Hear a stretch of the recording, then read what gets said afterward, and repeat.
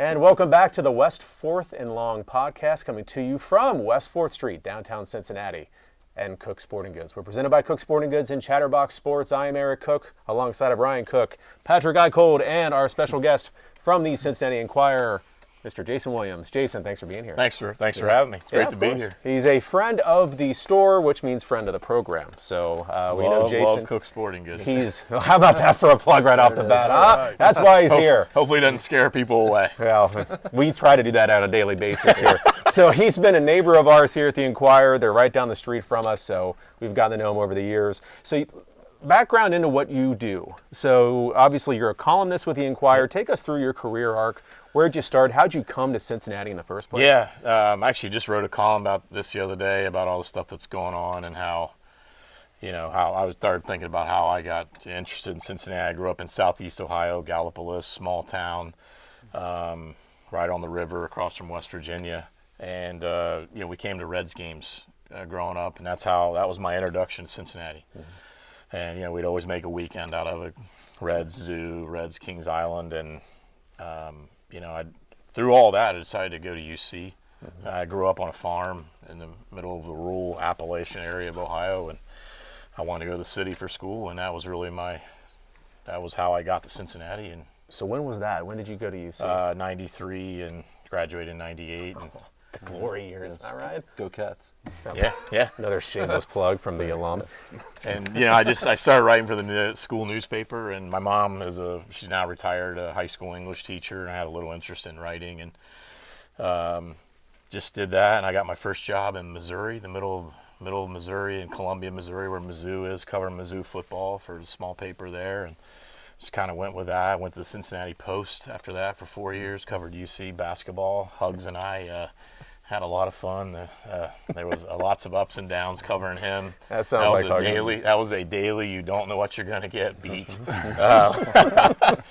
Probably fun, though, wasn't it? Oh, it was a lot of fun. It was fun.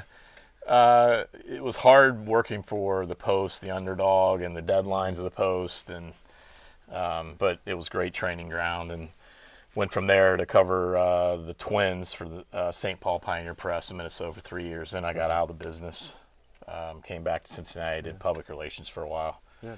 Every single day when I was out of journalism, I missed it and couldn't wait to get back. So it took 5 years, and then came to the Enquirer as a business reporter in 2012.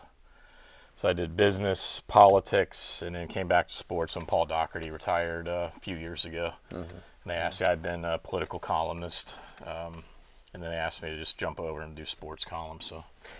So columnist, yeah. For those who don't know, can you explain to them what that really is supposed to mean? Yeah, I write my opinion. I mean, I can pretty much write whatever I want to write, whether even sports, non-sports, and just my background, too, with covering politics and business and all the connections I've made in that world.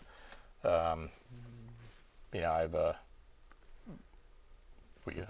keep going. The connections in that world, so like there's times when you see that nexus of sports and politics. We see that on, stadium issues with the Bengals stadium lease. And so that's real, I like to write about those types of things where you see, kind of the cross-section of the different things that I've covered over the years. Mm-hmm. Gotcha. So who would get more upset at you? The sports fans when you write about their team, or the people that follow the business world, or the politicians, those who follow the local politics? That's a great question, because what's fun? I thought after covering politics, especially in today's age, and mind you, I had been in sports. I left sports in 2007 and went over and did PR. And coming back to sports in around this time in 2022, I was like, I've done sports before. I just did politics. Like, I can handle the feedback now. And I thought I was well prepared for the feedback. And I'm like, cover, partisan politics. And I really wasn't. Like, so to answer your question, is sports fans are much, much tougher than the political people. And I'm like, that really surprised me. Wow. Does it, though? Because no.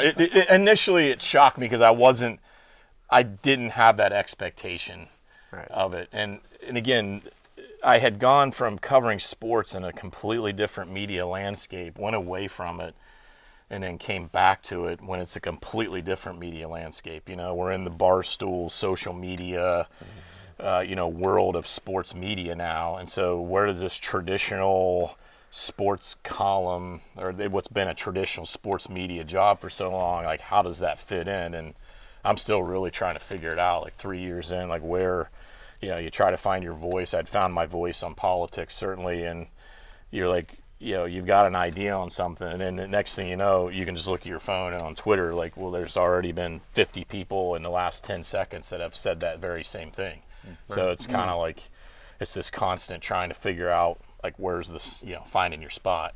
Sure. There's more competition, would you say? Because everybody seems to be a columnist themselves? Absolutely. No, there's no doubt. I mean, that was exactly a line that someone had told me when I first came back over to sports. It was like, hey, look, you'd carved your niche. There was a hunger for like, we love local politics here, and so when we hit that with my column on politics, it filled a void. And there's not very many people, certainly in the media, that are weighing in on politics around here anyway. Mm-hmm. And then when you went over to the sports side, they've been so used to Doherty's voice, and then you've got all this sea of social media, and everybody, has. Like people have built their brand, like Bengal Jim, you guys had him on, like he's built this entire brand around like being an authoritative voice on Bengals and Bengals fans. So, it's where do you find that spot? Because nowadays in the digital world, like no one thinks like, or, it's so hard to differentiate between what's Cincinnati.com and what's someone's individual Twitter page or,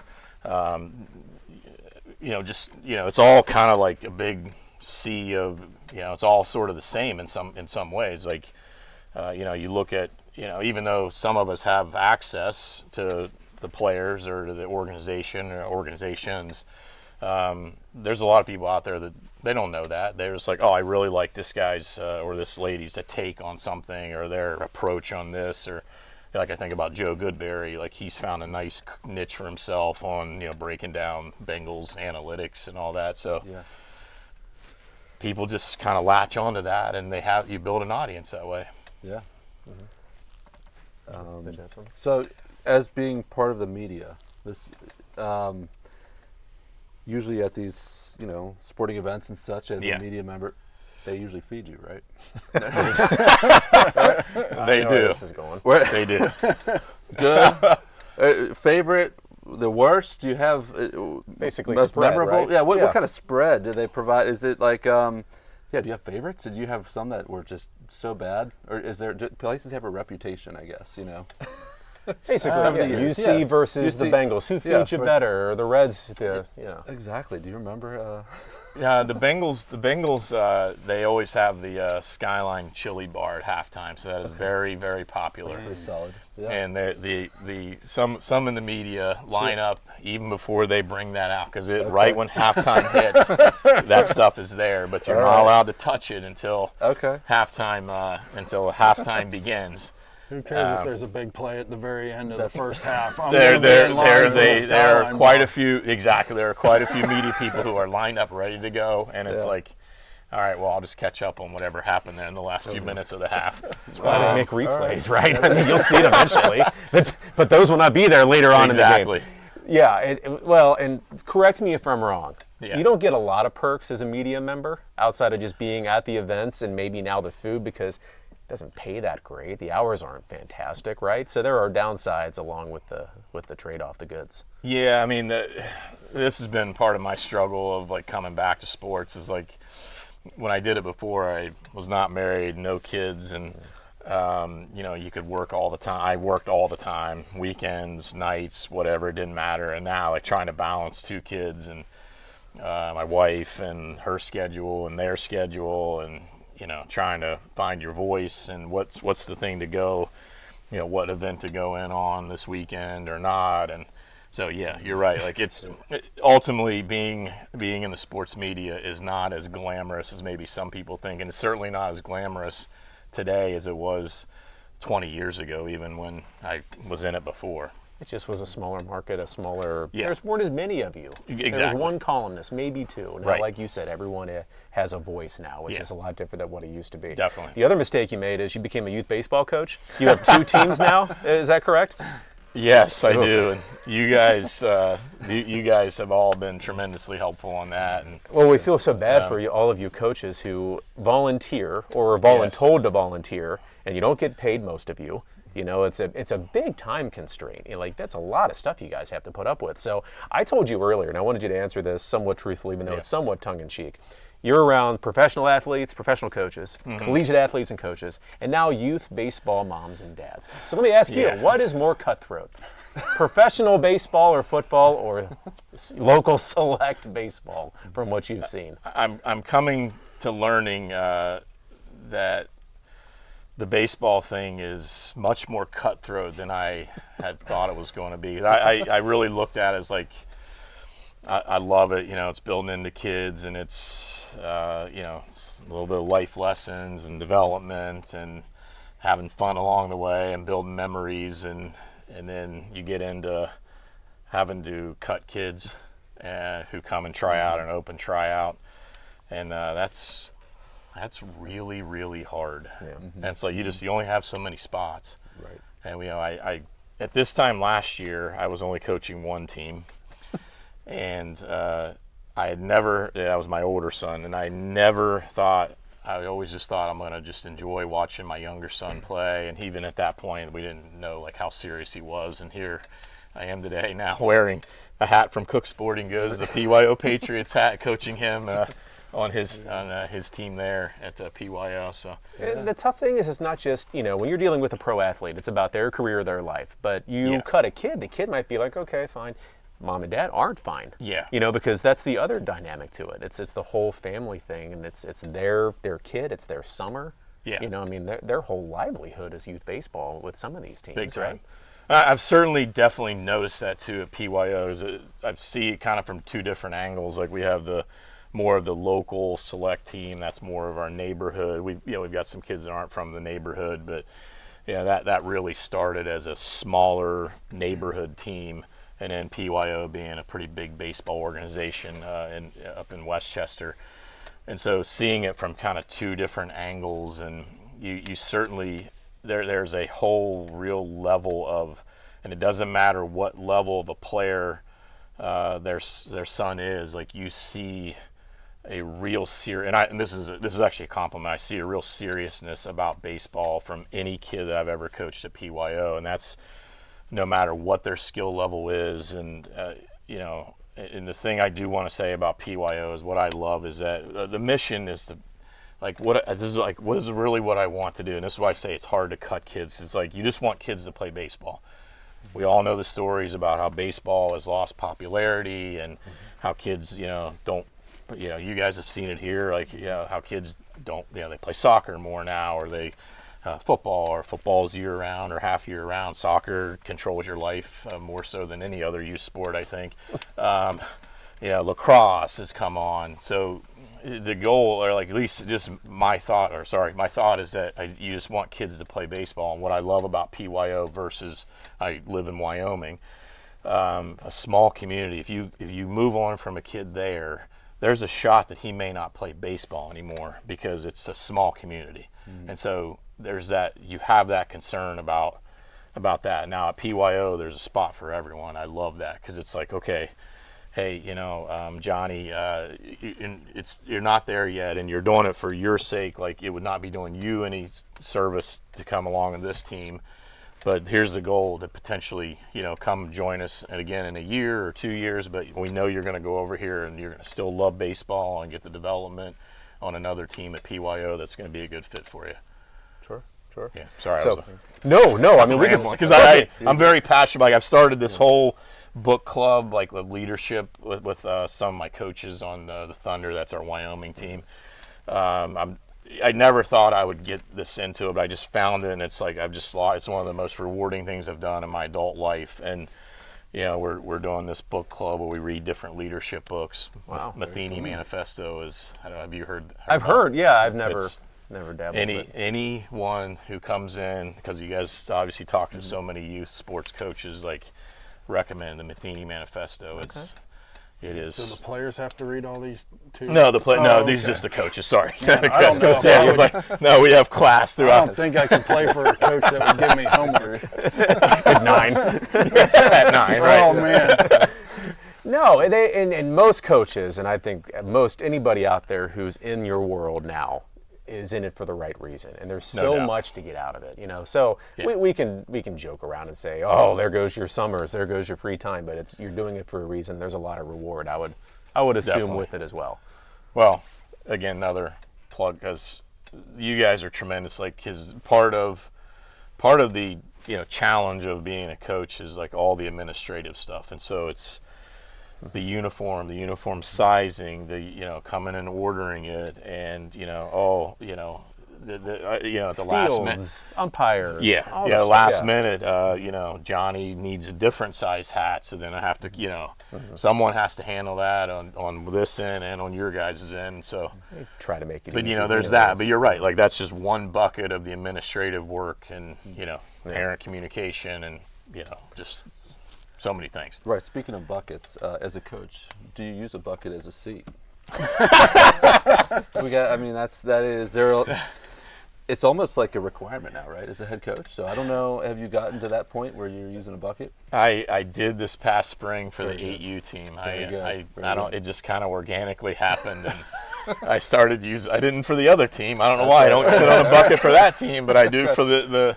I'm not the head coach on the older team, so I don't know. Maybe that's it. Maybe you feel like you can't use the bucket if you're not the head coach. The head coach, right.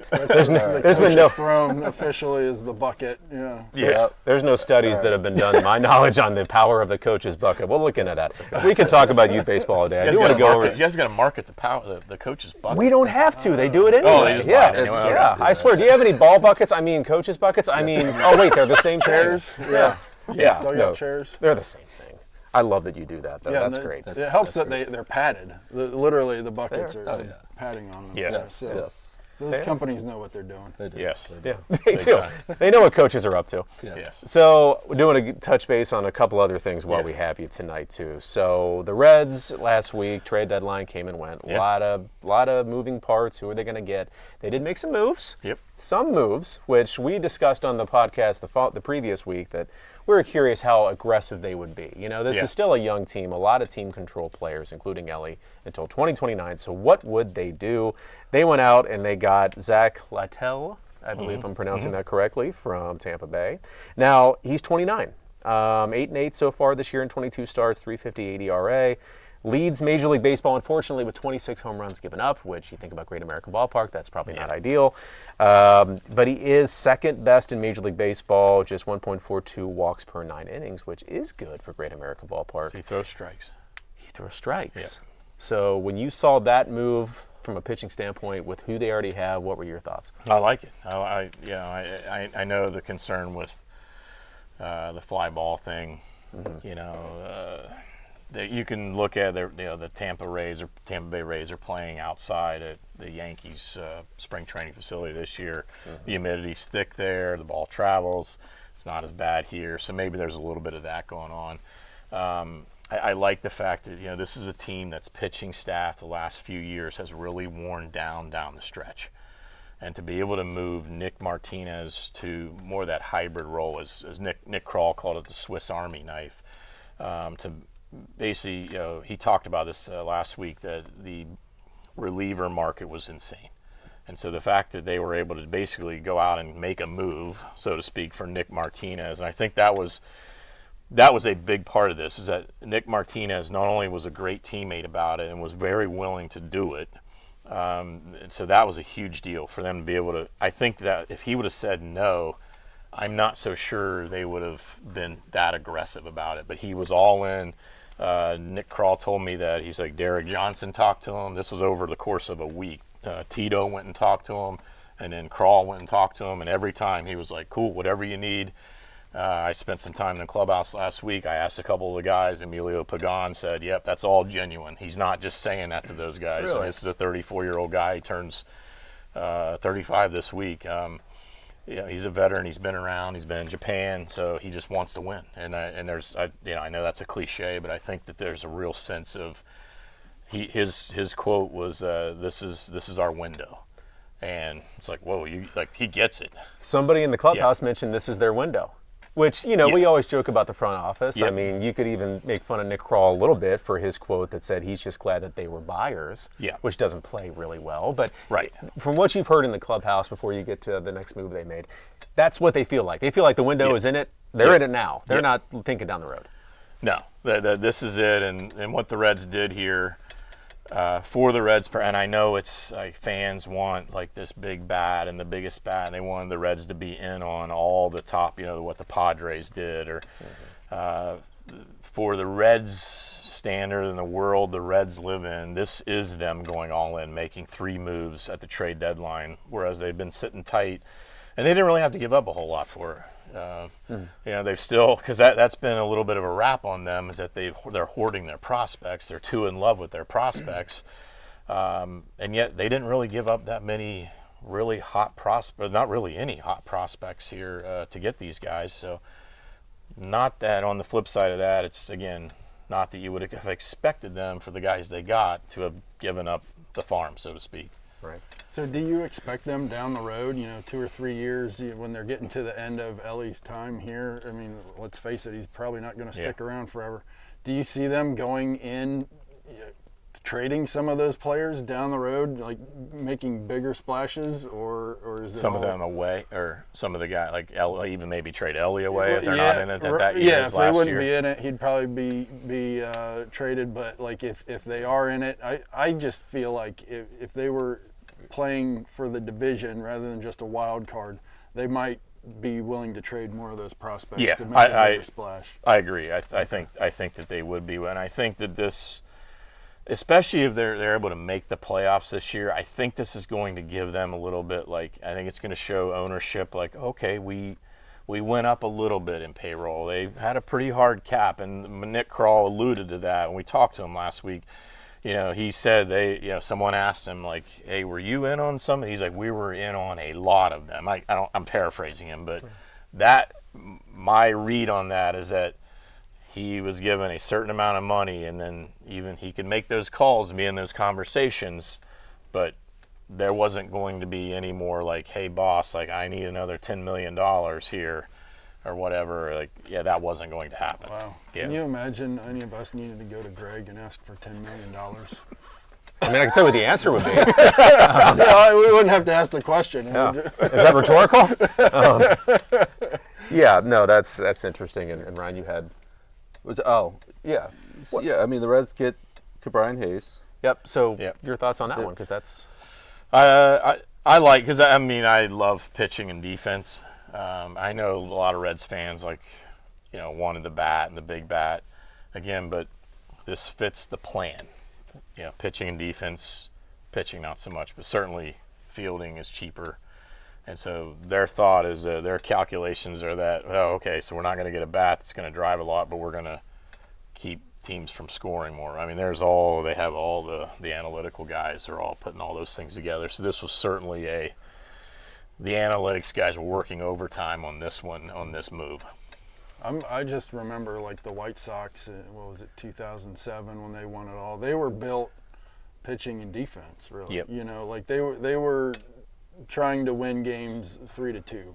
So maybe that's what the Reds have in mind. Yeah, the Aussie game Whites 04, they won the World Series. 05? Or 05, yeah. 05. I covered that World Series when I was in the Pope Minnesota. was there. I just remember seeing that video. Against the Astros. It's funny because that's a historical, like a team that you forget about. A lot of people do.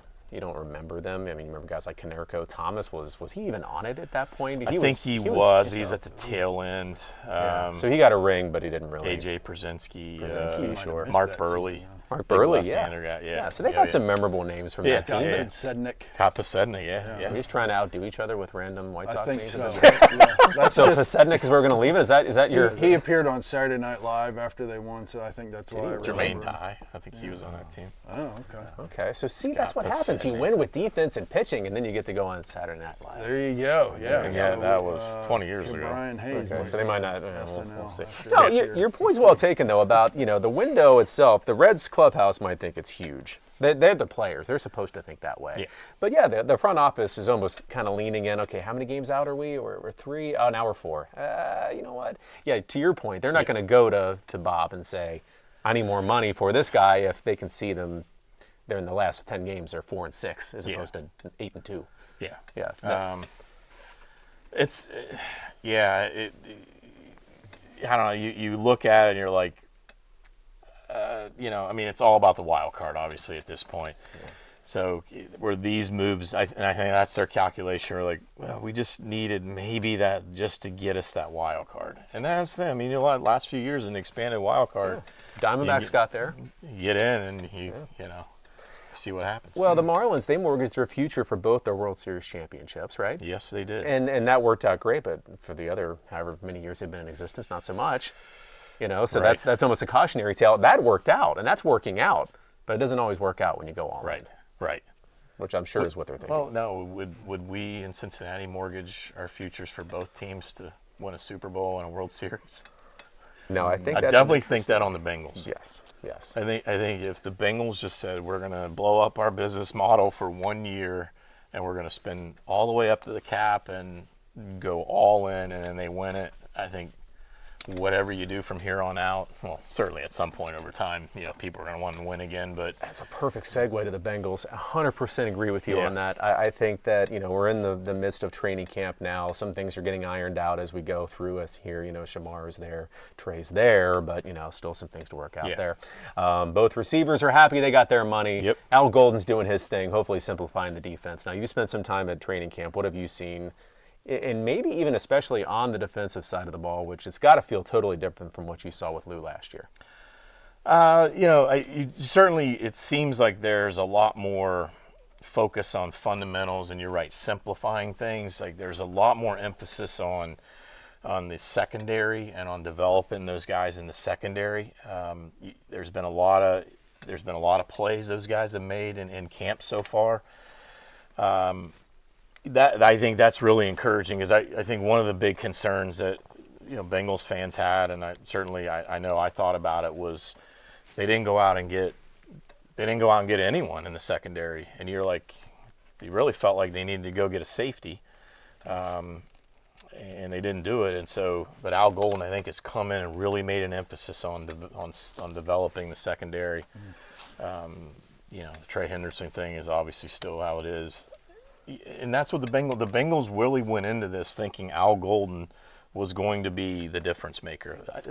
Hey, they just feel like they need an average defense with the offense that they have. And so can Al Golden simplify this thing and make them average? And if they would have been middle of the pack last year, we might be talking about, we might be talking about having they won the Super Bowl. Yeah, it's not because if they would have just gotten in down the stretch, they were average, and they yep, won their last one. That's right. Yep. So, do any players jump out to you in particular? Turner's, I think, has had last there was a couple of things I saw on social media. He made some nice plays. On the other side of the ball, Jermaine Burton has seemingly had a pretty good camp so far, and he was a guy you wonder why was this guy even still on the team? Yeah. Well, clearly there's been a message sent to him by the organization if you're going to be here, you're going to do it the way we need you to do it. And it seems to me like he is. And again, you always want to be, especially in our business in the media world, you want to be cautious not to say, oh, yeah, he's magically changed, or you anoint someone a superstar and then something happens. But so far, he's had a really nice camp, and I think he's becoming, at least showing signs of becoming that guy they thought he was going to be in his, last year when he was a rookie, and they drafted him because they drafted him to replace T. Higgins. So Jermaine Burton has cost the Bengals a lot of money. So they really need him to be the number 3. Paying him under the table. He's like, look, I know why you're here. Just sandbag it for a little while, because I want to get paid and stay here with Joe. Oh, he missed another meeting. Wink. Sorry. Wink.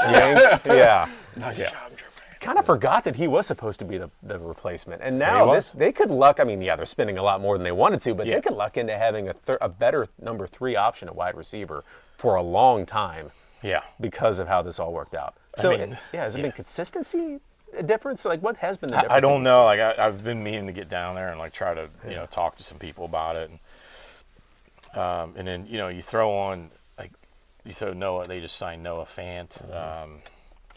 I'll tell you too. Like Chase Brown has to touch the ball more.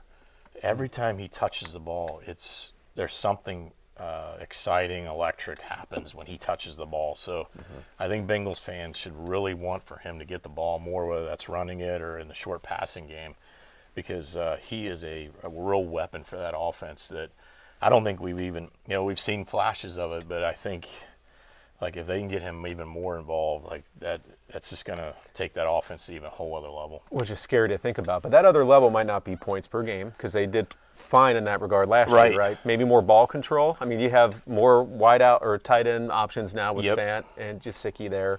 You have Chase Brown out of the backfield. They got an embarrassment of riches, but maybe now Joe thinks, you know what? I see you down there 20 yards.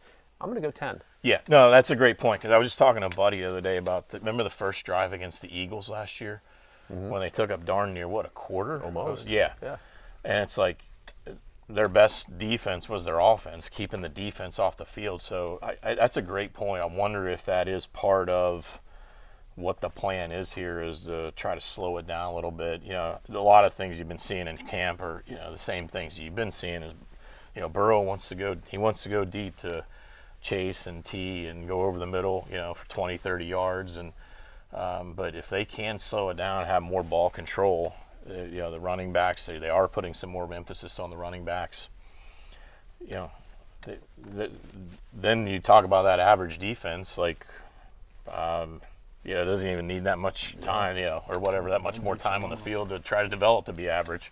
That was a long way of Yeah, saying. I just remember, like, when I lived in Indianapolis and I watched the Colts, kind of against my will, but that was all what was on, But it was fun until, they just started destroying everybody. But I just remember, like, Peyton Manning, when he got the ball, if there was 7.5 minutes left in the half, they went on a 7.5-minute drive. If it was 4.5 minutes, that's how much, 2 minutes, whatever it was. He was able to eat up clock. He was able to get it down the field, whatever he was able to work with. I haven't seen the Bengals really do that. I'd like to see them. I mean, easier said than done.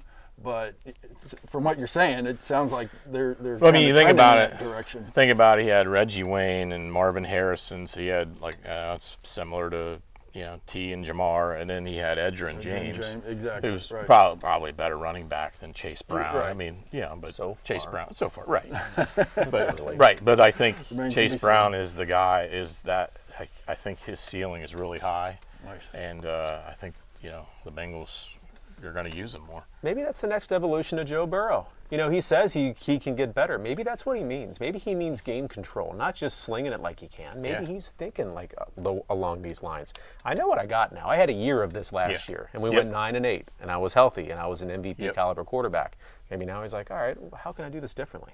Yeah, We'll see. Yeah. just got to start 1-0. By the way. No, Everything is about you got to get to Cleveland and win the game. Like I don't. which is unusually hard for this version of the Bengals for whatever Yes. reason. Go 1-0 and then worry about everything else after that. What is it that they're doing to address that? Is that being spoken of? Yep. Zach Taylor right out of the gate of training camp said the starters are going to play more. And I know he said that, and that was basically what was a series last year. We don't know yet exactly what playing more is, but it does sound like it's going to be playing more than a series in the last preseason game. Is that going to be a quarter? Is that going to be a half? I believe Patrick Mahomes typically plays a half of a preseason game. Mm-hmm. Is that what they're going to do? You certainly get the sense that it's going to be more than just a series, and he hands the ball off, or Joe Burrow hands the ball off a couple times, makes maybe a throw or two, and then that's it. They all want more rhythm. They all want to be Big ready time. for week 1, regardless of the opponent. Because then you got Yes. you got Denver in week 3 or 4. Yeah. You got Detroit That coming to early town. schedule's tough. It is. Yeah. It is. Yeah. Well, we'll see. There's a lot of optimism though. You feel that when you're down there, Yes, right? I mean, absolutely. yeah, it's a good feeling, and that's the Joe Burrow effect. Everybody's talked about it ad nauseum. That's when you had number 9, you're gonna have hope. Yep. I do want to talk to you because you're somewhat of a transplant, even though you grew up in Ohio. Yeah. You haven't always been in Cincinnati, but correct me if I'm wrong. Especially as a columnist, do you just feel this? The sky is falling mentality sometimes when you're around people in Cincinnati. And this has always been an issue that I've brought up. I have a feeling I know why. We've had a lot of traumatic incidents in Yeah. Cincinnati sports. You're familiar with most, if not all of them. 3 Super Bowls, lost somewhat gut-wrenchingly. Yeah. You know, I can bring up Kenyon Martin, which I just did. Sorry, Ryan. I was thinking about that as you were saying I this. mean, even getting King Griffey Jr., most of our boyhood idols, to come to Cincinnati and play, and he was hurt pretty much the entire time he was there. I don't know. I mean, I know there's some scar tissue, but when you come, you were in Minneapolis. Yeah. You know, you're Yeah. in St. Paul, in the Twin Cities, and they're a similar market to us. Do you feel the same there as you do here? Are we unique, or is there something wrong with us? You can be honest. The one thing, yeah, I do think that, I think you see that, what you're talking about, the fact that people are really down about the team. I think you see that manifested in when someone on the outside, you know, there's some national media story or media people start attacking our teams. You really start, it's like this defense mechanism, and it's like, my take on that is there's this insecure. It's like, yeah, we know this. Like, we don't need you to tell us and the rest of the world this. The rest of the world being the key Yes. part. We know yeah. our faults. You don't need Yeah. to point them out. In It's front our of little everybody. secret. You know? Yeah. Yeah, so we talk about that. That insecurity of it's. It always cracks me up, like how Cincinnati is very concerned about what the outside world is saying. You know, like when some celebrity comes to town and takes a swipe at Skyline Chili on Twitter, we get so mad about it. And I do think I don't know if that's exclusively unique to us, but I don't think every other city is like that, or major league city. I could attest. No other city understands Skyline Chili. No, I'm just saying. or whatever's Yeah. unique to there, and it gets criticized from Right. some celebrity in Hollywood, wherever, like someone from New York, comes to town and Yeah. An ESPN personality doesn't think Joe Burrow is elite. yeah, You know, that Right. made-up word that everybody Right. likes to throw, and then we all just lose our minds, right? Right. You know, yeah, you said too, would they mortgage their future? Reds, Bengals, to go all in once and win one Yeah. championship. And I do think that's the difference. The Bengals would do it because if they get one Super Bowl here, Yeah. I think all of that goes away. Am I wrong? And I'll ask all three of you. Vontez Burfict goes away. Jeremy Hill fumble. Carson Palmer injury. 3 losses in the Super Bowl. If they win the Super Bowl this year, that goes away. Am I wrong? I would agree. That's a yes. I think That's a yes. hard yes. I think it goes away. Yes. Yes. Yes. Let's make it I think unanimous. if the Red Sox can forgive Bill Buckner after you they going with finally this? won one, then yes, I agree. It all goes away. So no pressure, Joe. No, none whatsoever. Exercise a lot of Cincinnati demons for us. We're not alone. There's a lot of cities or markets like us, maybe even bigger, that have multiple teams that don't always do so well. So that's the trivia question this week. I'm going to hit you guys with it quick. Of the USA teams, we're going to go USA. I'm not including Canada. Sorry, Canada. That have at least 2 or have had at least 2 professional sports teams. And this is the big 4 sports. I'm talking NHL, NBA, Major League Baseball, and the NFL. What cities have not won a championship? They have at least 2 professional teams. Or have. This is a bit of a trick question. I'm not going to lie. Any coming to mind? I was going to say Seattle, but I know they won.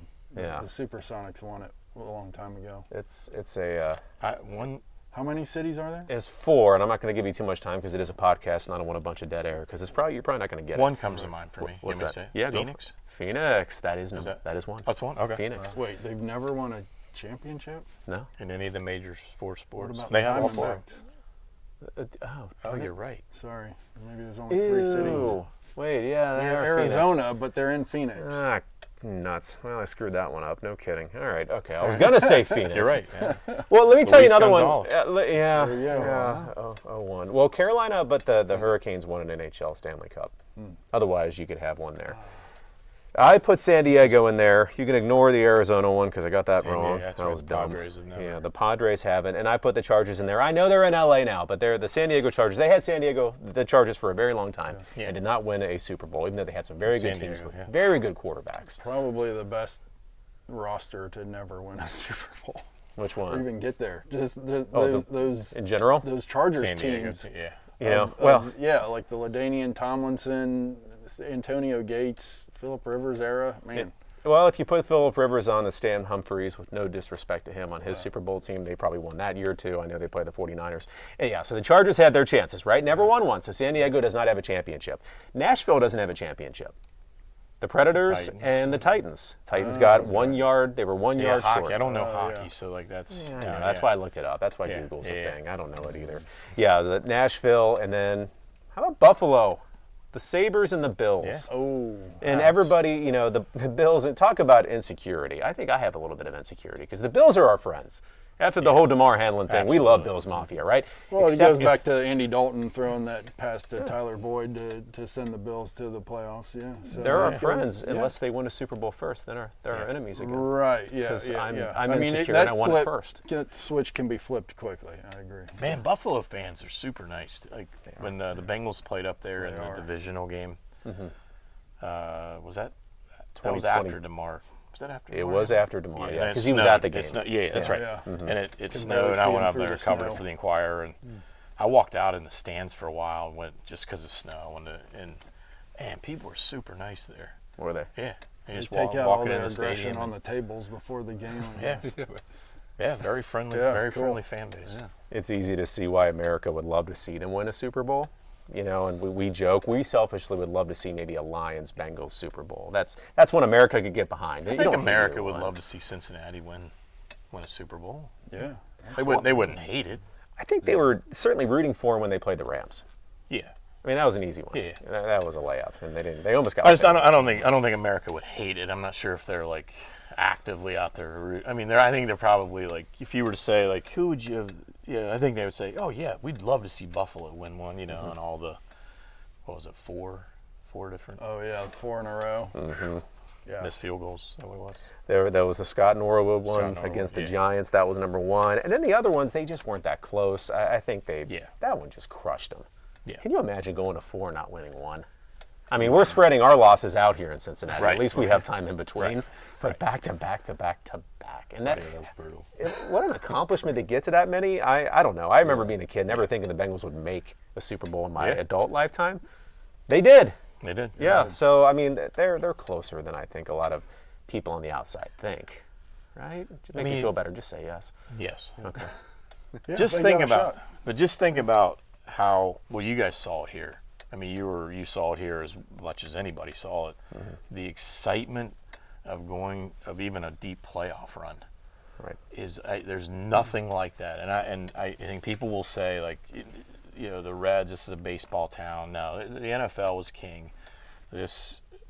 But I do think like if the Reds make a playoff run, they win a series and go on, like I think you're going to see a lot of excitement. There would You know, be, there'll be people absolutely. coming in here and wanting Reds gear and all that. But you think back to the Super Bowl run and the next year when they went to the AFC Championship game, like that feeling of like it does something for. And I know it seems weird because it is at the end of the day just sports, but it's not just sports. Certainly for you guys, it's not just, it's your livelihood. It's my livelihood. And, you know, and you think about what that does for just our psyche and just our energy. I'm even thinking about people that don't even pay, like my wife, like she got so into it. And I mean, it's just fun and it's great for your civic. And it sounds a little like, but it's No, true. it It's absolutely hard to like, is. yeah. Because yeah. you know, you think about like just the people that you spend the time with. You know, when you're Yep. watching those games, Yeah. going to the ball games, whatever it is, tailgating with them. Yeah, it's more than just the game. It's more than just the team that you root for. It's about the community you build around it. Exactly. You guys did a great video after the Super Bowl appearance. So, yeah. where you had all the People's different living reactions. rooms and you had Meg Vogel did that. Yeah, you had did a good job. It on was that. amazing. I watched it Yeah. 100 times. Yeah. The group of nuns jumping off their Yeah. couch going Oh, yeah. crazy, and that captured it really well. it did. Yeah. It's still my favorite thing. And every now and then when maybe the Bengals lose to the Ravens, by 3, like they always tend to do, I'll maybe watch that again and make myself feel better. Whatever it takes. I don't know. Gosh. Yeah, no, it does. It's a civic pride thing, and you can say it's misguided. You can say it's not misguided. It doesn't matter. It's just what it is. Yeah. That's what our lives as sports Totally. fans are. Right? Absolutely. We get too caught up in this, and when it goes well, man, it's good. Yeah. Yeah. Yeah. Yeah, let's hope it does. Now, you're going to like this last thing we do every week. So it's called the airing of grievances. Yep. Basically, it's our chance to complain, and you kind of get to do that for a living, if I'm Yeah. not mistaken. So I'll let you think about yours Okay, for a little okay. bit. Do either of you have something you want to bring up before we get to ours? I mean, I could say that the game, this game with the Reds, where they came back 8 runs. I mean, that was wild. They came back, but man, to lose by 1. Does it get? I mean, that is just. You kind of stole my grievance. My grievance isn't that they lost, because they tend to do that a lot. No, my grievance with that game, though, you're right. How it happened. They come from 11-3, Yes. suddenly 11-11. So much excitement, so much buzz. Both teams, I mean, both fan bases are like, this is amazing, this is Yes. great. We're going to the top of the 10th. Oh yeah, there's a runner on second. The inherited second base runner. Yes. Jason, what are your thoughts on that? We've Very- had some Well, time. and that game was frustrating because Emilio Pagan came in, got 3. He faced 3 batters, got 3 outs. Well, 2 of those balls went deep enough for the guy to advance. Sacrifice flies. So They're fly balls. They're medium depth fly balls Yeah. that decided a game that was unprecedented up till that point. Yep. And there's, I'll shout out our fellow employee Logan. I had this conversation with him earlier today about this game last week, and he said, yeah, but the Reds could have done it too. The Reds could have lifted 2 routine middle of the outfield balls, and then they would have advanced the runner to home, Sure. and we would have tied it and gone to the 11th. It just cheapens it I to agree. me. But we're old school baseball fans in that way, and this is one of the. I like the pitch clock, but I don't like the whatever they call it, the ghost runner. It's not really a ghost runner. I mean, it's actually a real person. So Yeah. my grievance is kind of coming out of that stuff, but then also just the fact that yes, I understand when there's a home Reds game and the Yankees are in town. So you understand there's a lot of Yankees fans there. Or when the Cubs are here, although as annoying as that is, you get it because those are kind of national teams. But when the doggone Braves are here and you're sitting there, and because I was at that game, Okay.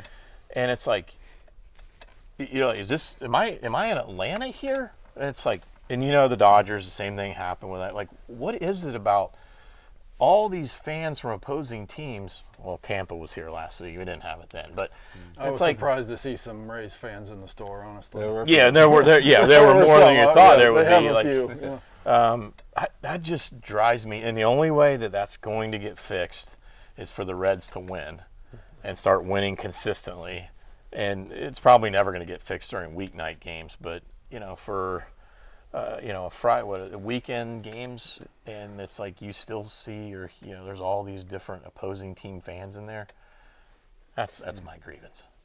That's a good one. What about Wrigley Field, which is where you're going to catch a game for the first time pretty soon here. So when you go, you're going to notice what Cubs fans have been complaining about forever, which is I think part of what you're talking about. They come into the store and they say, yeah, we're from Chicago, we're Cubs fans, we come here every year. Why do you come every year? Well, we can pay for a hotel, we can pay for gas, we can pay for parking and the tickets for cheaper than going to a game at Wrigley in our own backyard. That's 20 minutes. They live in the suburb, and it's 20 minutes in or right. Or are you talking about just anyone from anywhere? No, I think that's unique to Chicago. I think that's why the Cubs take over Cincinnati every time they come here. It's the Braves, cheaper to go here. Yeah. I noticed, I don't know if you guys did too when they were in town. The Braves fans, they all have Southern accents, which I get you're from Atlanta, but they're not from Atlanta. They're from South Carolina. They're from Tennessee. They're from Alabama. The whole Southeast, I think, is Braves fans now, right? Yep. Because of the '90s success they had. And being on TBS. Yep. Right. There you go.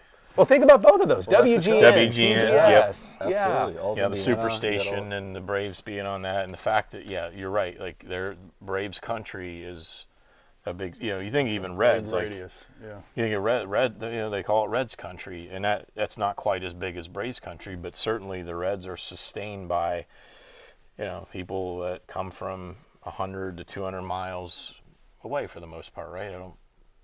What's the next closest major league team? Is Pittsburgh, But Cleveland, but then I think south are the Braves, right? I think you're right. Yeah. I think. sounds right. Yeah, you mentioned where you grew up. I mean, you're West Virginia. That Yep. and that market is. And they do the Reds Caravan out to Huntington typically every year, I think. So It's one of the best things they do, I think, because you have that built-in fan base from the Big Red Machine and the '90 World Series, but you want to keep it, absolutely. and that's how you do it. Patrick, you have anything to complain about? Well, just going back to the ghost runner or whatever, how it cheapens the extra innings. I just shed a little tear because, like, when games would go really long, and you get to that 14th inning, and they did the 14th inning stretch, I thought that was phenomenal. And now there's such a less of a chance of that ever happening again, unless the playoff games are going to eliminate that. And so yeah, maybe I'll try to go to the playoff games if they make it and pray for a 14th inning stretch. I don't want to spoil it for you because of the success of the home run derby, or not the All-Star game home run off, whatever that was, in the All-Star game, whatever they want to call it. I'm sure our attention spans aren't getting better as Americans. I think we're going to have that to decide the World Series one of these days. Yeah, I think so too. Yeah. It's coming. Instead of a ghost runner, do you cut the pitch clock in half and make it go faster? May- I mean, is that what they're trying to achieve? It's just, they're trying to. Well, end and it you and I make it have talked about that, Eric. It's like I went to a minor league game with my mom a year or two ago, and it was over in 2 hours flat, 9 innings, and it was over, and we both looked at each other like, it's over? Like, we wanted to stick around for it longer. Yeah. So yeah, I don't know. I don't think the pace of the game. Okay, yeah, that moving it along, I think it helps a little bit, but I think in all you want to see more action. The pitchers throw 100 miles an hour. The batters are all up swinging for the fences. 8 hits in a row in that game, in that comeback we were talking about, like that. When's that going to happen again?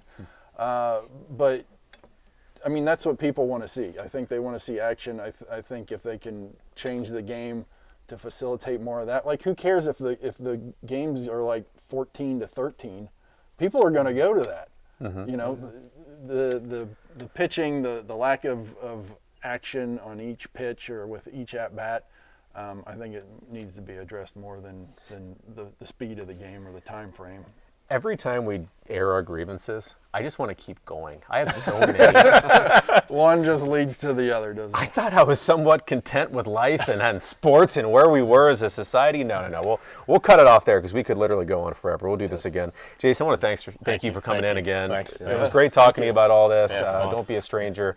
That's Jason Williams, Patrick Koch, Ryan Cook, Eric Cook. We'll see you next time.